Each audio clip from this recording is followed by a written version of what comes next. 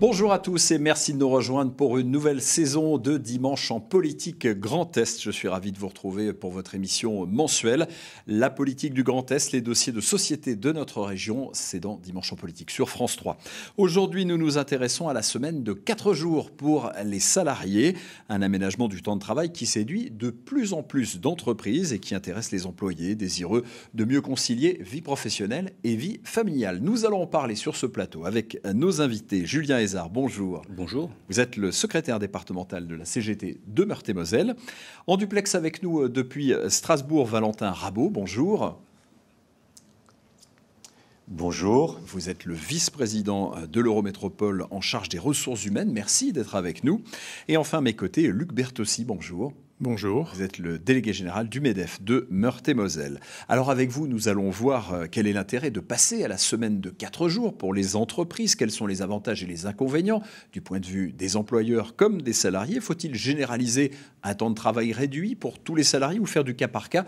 Nous allons voir cela ensemble. Juste avant, je vous propose de nous intéresser de plus près aux entreprises qui ont déjà réorganisé leur temps de travail sur 4 jours. Exemple, en Champagne-Ardenne, où nous avons interrogé salariés et dirigeants de 2 entreprises, une boulangerie à Cormontreuil près de Reims et une entreprise industrielle à Ballan dans les Ardennes. Reportage de Romain Novicki et de Clément Pravaz. Dans cette boulangerie près de Reims, cette petite révolution vient de commencer. Messieurs, bonjour. Comme chaque jour, Louis Robinet accueille ses clients. On les fait à l'unité ou par lot de 5, les briochettes, si vous voulez. Comme chaque matin, ce vendeur sert baguettes et viennoiseries avec le sourire. 30 centimes et 5. Et voilà, monsieur. Mais depuis 3 mois, il ne travaille plus que 4 jours par Vous semaine. avez une carte fidélité, monsieur? Ça peut faire peur au départ, on travaille quand même 8h45 à la journée. Mais sinon, au final, ça change pas vraiment d'habitude. Car qui dit longue journée, dit long week-end. Louis vient tout juste de rentrer de 3 jours chez sa tante, sous le soleil de Marseille. Je suis passé à 4 jours, ça me fait faire des économies d'essence. J'ai plus de temps pour moi aussi, je peux prendre plus de temps pour m'organiser dans mes tâches personnelles à la maison. Je peux m'occuper de ma famille aussi, je ne reviendrai pas à 5 jours par semaine. C'est dans ce bureau que tout a commencé au printemps dernier. La responsable du magasin a créé des binômes, équilibré la charge de travail et casé 35 heures dans un planning de 4 jours. Sur la semaine A, le repos c'est le mercredi, le jeudi et le dimanche. Sur la semaine B, le repos c'est le vendredi, le samedi et dimanche. Le but c'est vraiment ça, c'est vraiment que la personne puisse consacrer du temps à sa vie privée, parce que la vie privée a un impact dans la vie professionnelle. Derrière ce choix, l'accord unanime des salariés sur proposition du patron. Nabil Sbahi s'est converti à la semaine de 4 jours il y a 2 ans, lors d'un séminaire de jeunes dirigeants. Sur ces 3 derniers mois, il n'y a pas de baisse d'activité, pas de baisse de chiffre d'affaires. On a plutôt des collaborateurs en meilleure forme et meilleure santé, motivés pour venir travailler. Près de Sedan, la semaine de 4 jours est une réalité pour Thierry Lambotte depuis 1 an et demi. C'est reposant ça. Le bruit de la cascade en été, une chaise longue. Entre ses carpe-coïs, son chien et ses oiseaux, ce chef d'équipe dans une usine d'emballage dédie son temps à ses animaux, à l'image de cette volière construite par ses mains. Jamais il n'aurait cru réorganiser sa vie après 36 ans de métier. Le week-end, justement, je profite du vendredi qu'on a libre pour profiter de m'occuper de la maison, que ce soit intérieur ou extérieur. Et justement, ça me dégage du temps libre pour pouvoir une activité sportive. Je suis inscrit de cette année à un stand de tir. Et dans son atelier, rien n'a changé, sauf l'amplitude horaire. Avec ses 6 collègues, il découpe, assemble, entrepose tout type d'emballage, de 6h45 à 16h. Tous avaient la possibilité de revenir aux 5 jours. Aucun ne l'a fait. Ça nous permet de ne pas prendre de congés payés pour tout ce qui est rendez-vous administratifs, rendez-vous médicaux. On ne voit même pas les jours passer. Du lundi au jeudi, ça passe très très vite. Non, je ne reviendrai pas en arrière. Une expérience réussie pour ce chef d'entreprise. Avec un jour de fermeture en plus, la facture d'électricité de l'usine a diminué de 20%. Un atout aussi pour le recrutement. On cherche un commercial. C'est un argument supplémentaire pour recruter et trouver un jeune talent. C'est d'avoir un temps de travail sur 4 jours. En France, 10 000 salariés ont adopté ce modèle. Une poignée est même passée à 32 heures sur 4 jours, payées 35. 32 heures payées 35 sur 4 jours, voilà qui est intéressant et qui fait débat. Julien Hézard, 32 heures sur 4 jours, c'est une proposition de la CGT. Effectivement, c'est une de nos revendications. La limite qu'on met aux 4 jours, si vous faites 4 fois 12 heures ou si vous faites 35 heures en 4 jours, c'est une intensification du travail et ça peut créer des risques pour le salarié et aussi des conséquences sur sa santé. C'est pourquoi à la CGT, on revendique, nous, les 32 heures payées 35 pour créer de l'emploi, mais aussi pour concilier, et on l'a vu de plus en plus depuis le Covid, le sens du travail, le rapport au travail des salariés a changé. Donc il faut travailler sur la finalité et redonner du sens au travail. Et ces 32 heures, elles permettent aussi de travailler autour de ça. Alors 32 heures, je crois que du côté des entrepreneurs, des patrons, on n'est pas forcément pour. Hein. La semaine des 4 jours, vous voulez dire sur 4 jours, mais 32 heures sur 4 jours. C'est plutôt 35 heures sur 4 jours, comme on a vu dans le reportage dans cette boulangerie. Oui, ça peut être une solution, mais dans ce cas-là, il faut aussi ajuster le salaire. On peut ajuster. En fait, nous, on pense qu'il faut adapter chaque situation dans chaque entreprise en fonction des contraintes et qu'il ne faut pas être fermé, que la législation française aujourd'hui le permet. Certains exemples, comme vous l'avez montré, existent. Voilà, donc, mais il faudrait associer, si on suivait cette proposition qui doit séduire beaucoup de salariés. De 32 heures sur 4 jours. 32 heures sur 4 jours et payer 35 heures. Il faut regarder les conséquences économiques et la compétitivité, des entreprises. Alors à Strasbourg, l'Eurométropole va proposer une expérimentation à ses agents. Valentin Rabault, sur la base du volontariat. De quoi s'agit-il exactement ? Alors, il s'agit effectivement pour l'Eurométropole de Strasbourg, collectivité territoriale, 7000 salariés, 7000 agents, tous statuts confondus. Il s'agit de mener cette expérimentation qui est née d'un double constat, une forme de benchmark de ce qui se passe ailleurs, et c'est un sujet qui est d'actualité un peu partout. Je parle bien des 35 heures sur 4 jours, et le constat également d'une attractivité en baisse d'une manière générale.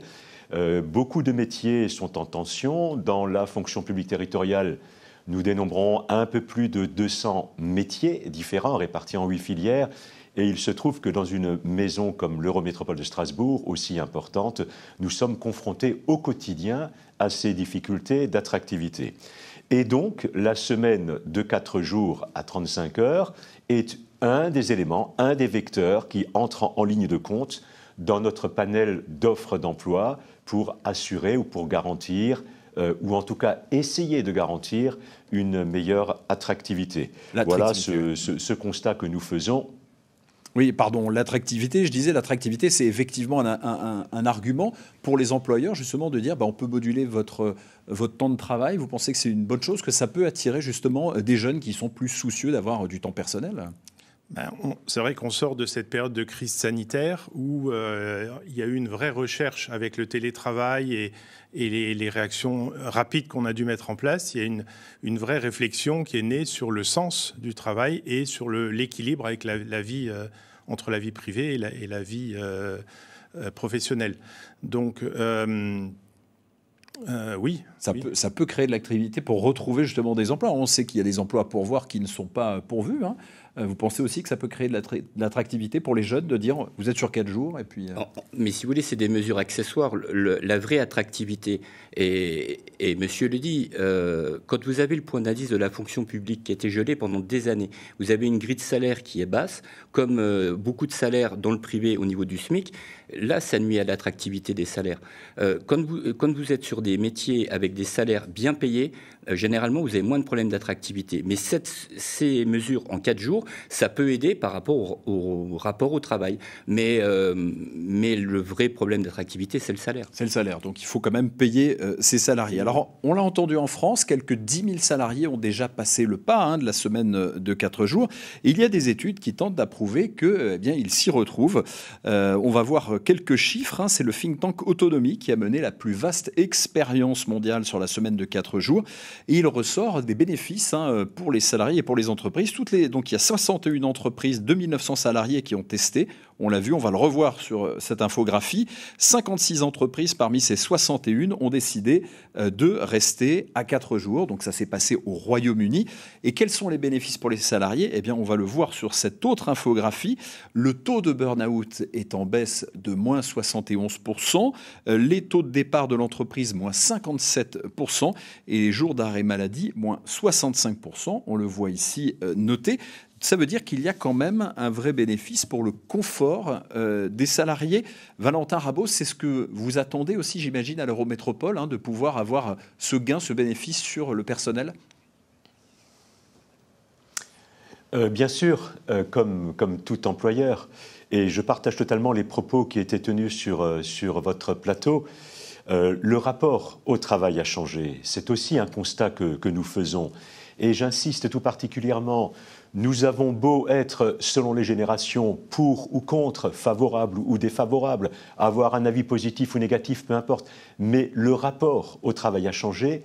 Le regard que nous portons sur le temps de travail questionne forcément le regard que nous portons sur le temps personnel et inversement, l'un ne va pas sans l'autre. C'est un facteur d'attractivité, c'est un facteur de réussite potentielle ou pas. Il y a aussi des situations de semaine à 4 jours qui sont des échecs. Je voudrais simplement revenir sur le fait que l'instauration massive du télétravail avec le Covid nous amène déjà peut-être à cette notion de semaine à 4 jours ou en tout cas de semaine différenciée.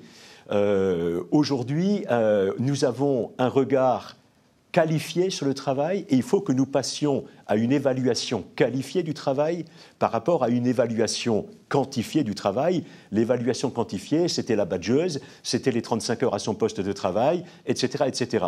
Et ça correspond aujourd'hui à une réalité sociétale. Le monde du travail change, le rapport au travail change, les jeunes ont probablement un autre regard, qu'on soit pour ou qu'on soit contre, il faut qu'on fasse avec cette réalité sociétale. Si bien que sur les avantages et les inconvénients, on pourra peut-être y revenir tout à l'heure, j'ai vu les mêmes études qui ont été menées.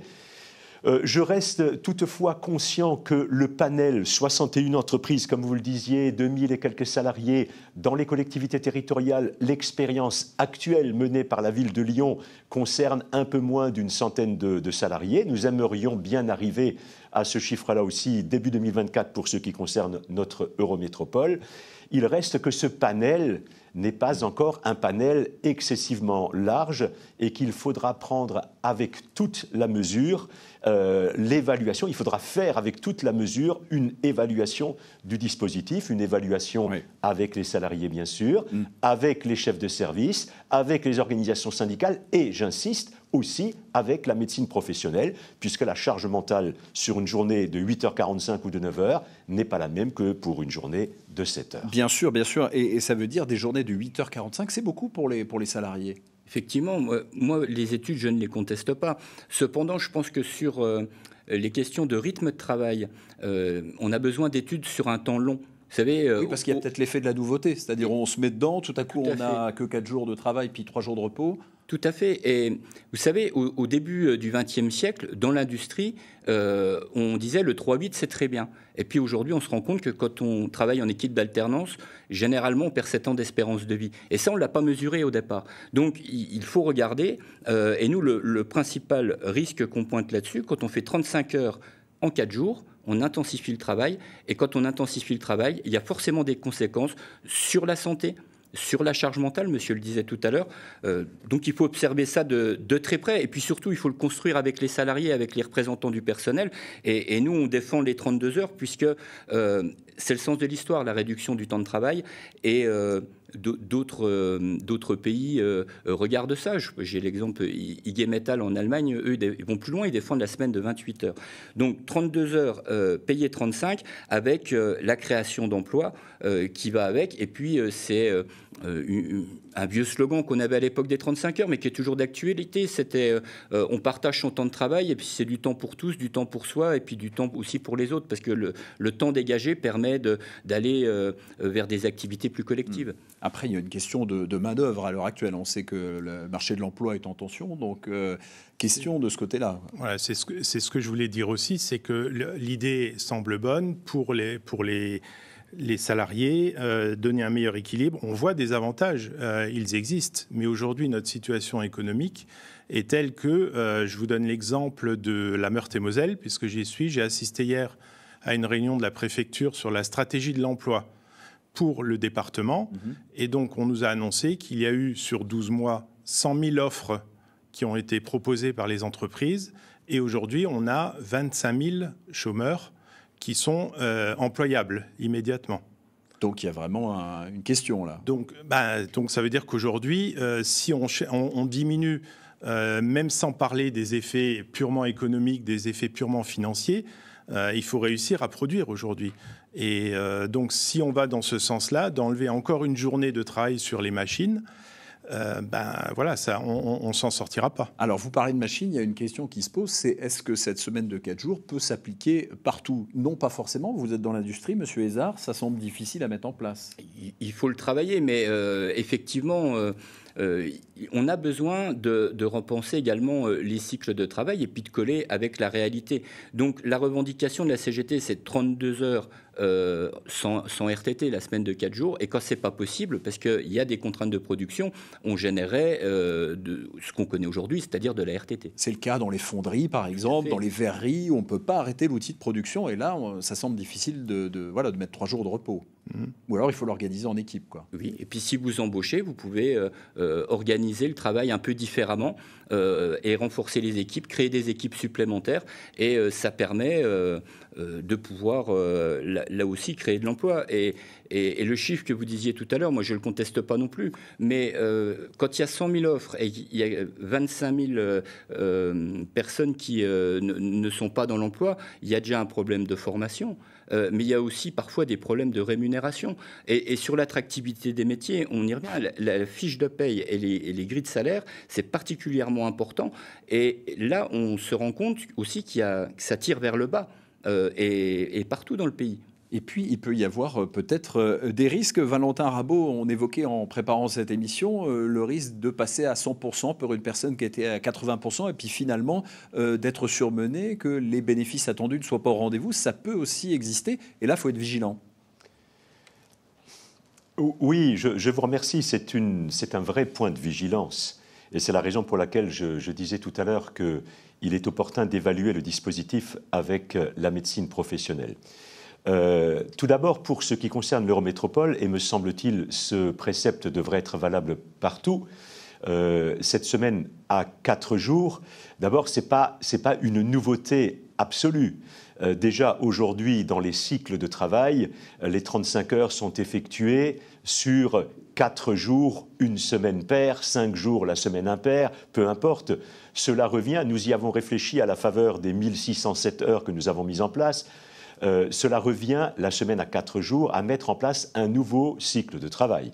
Mais bien sûr, et le représentant de la CGT l'a dit, il s'agit d'une densification du travail qui peut présenter un inconvénient en termes de charge mentale.